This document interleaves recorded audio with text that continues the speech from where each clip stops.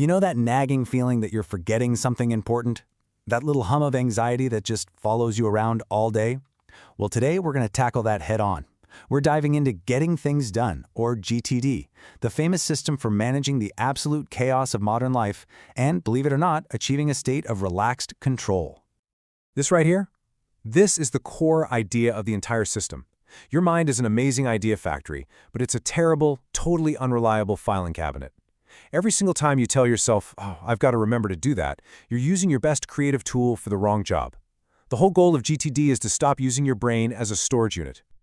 And that's the million-dollar question, right? When you try to hold every single task, every promise, every little idea in your head, you create what the system calls open loops.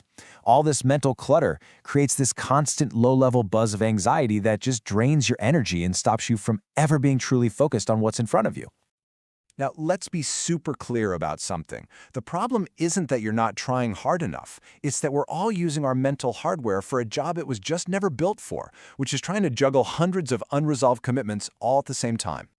Yeah, these are those open loops.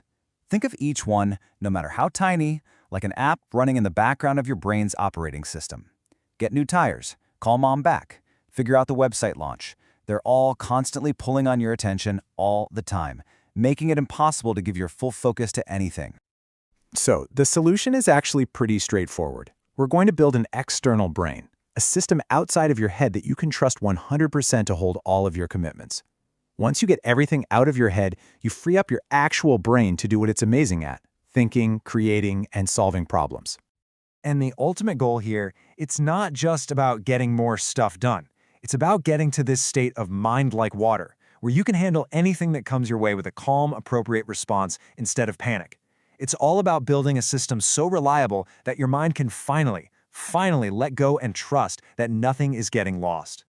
Okay, so how do we actually build this thing?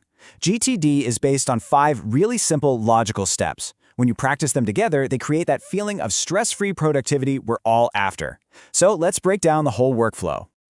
What you're seeing here is basically the entire GTD system in one picture. I know, it might look a little complicated at first, but it's really just an intuitive flowchart. This is our roadmap for the next few minutes as we walk through each stage of mastering your workflow.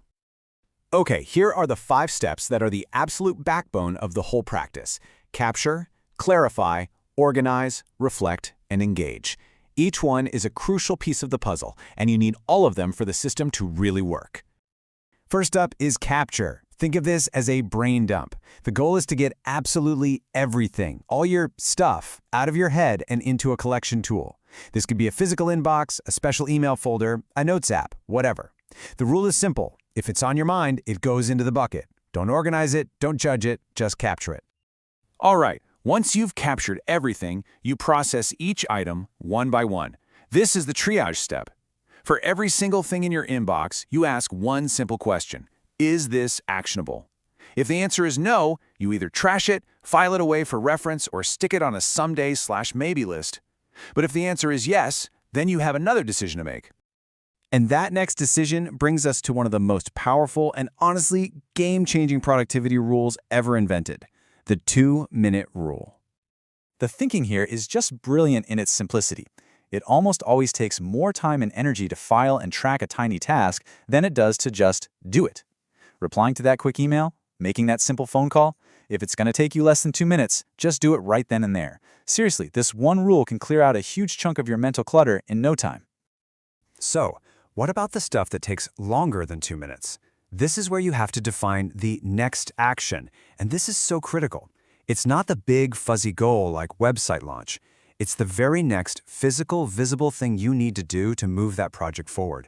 This is how you turn a huge, scary project into a simple, doable first step. So, you figured out what everything is. Now it's time to put it all where it belongs. This is the organize step, where you actually build the structure of your external brain. And the key principle is this: where you put something should tell you exactly what it is, so you never have to waste brain power rethinking it. And these are your main buckets. Your projects list keeps track of any goal that takes more than one step. Your calendar is sacred. It's only for things that have to happen on a specific day or time. Next actions are your to-do lists, usually sorted by context, like at computer or at calls. Waiting for tracks everything you've handed off to someone else. And someday/maybe is for all those cool ideas you want to get to later. Now we get to the step that holds this entire system together. Reflect. You see, a system is only useful if it's up to date. The reflect step is your scheduled maintenance that makes sure your external brain stays a trusted partner and doesn't just become another messy pile of old notes. And the absolute master key to the reflect step is the weekly review. This is non-negotiable. It's your dedicated time once a week to get everything back to zero. You process all your new stuff, review your lists, update your projects, and get your whole system clean, clear, current, and complete. This single habit is what builds and maintains the trust in your system. And finally, we get to the payoff. Engage. With a system you completely trust, you're no longer just reacting to whatever is screaming the loudest for your attention. You can look at all of your options and make a smart, intuitive choice about what the best thing to do right now is. And how do you make that choice? You run it through 3 simple filters. First, context. What can I actually do where I am right now? Second, time available. How much time do I have before my next appointment? And third, energy level. Do I have the brain power for deep, focused work, or is it a better time to run some easy errands? This makes deciding what to do next totally effortless. Okay, all this theory is great, but it's the practice that actually makes a difference. So, we're going to wrap this all up into a simple, actionable challenge that you can start, well, today. Here's your 2-week plan to get going. Day 1 is just that big capture. Get it all out. For the rest of that first week, you just focus on the daily habit of processing what comes in. Day 8, you do your very first weekly review. And in week 2, you live with the system, work from your lists, and this part is really important. Actually track your focus and your stress levels. See what changes. Look, this isn't just about getting more done. It's about feeling better about what you're doing and also what you're choosing not to do. So take the challenge, start your 14-day sprint, and really pay attention to the difference it makes in your own mental clarity. And that really brings us to the final thought. The ultimate promise of GTD isn't just an empty inbox, it's an empty mind, one that's clear and ready for whatever's next.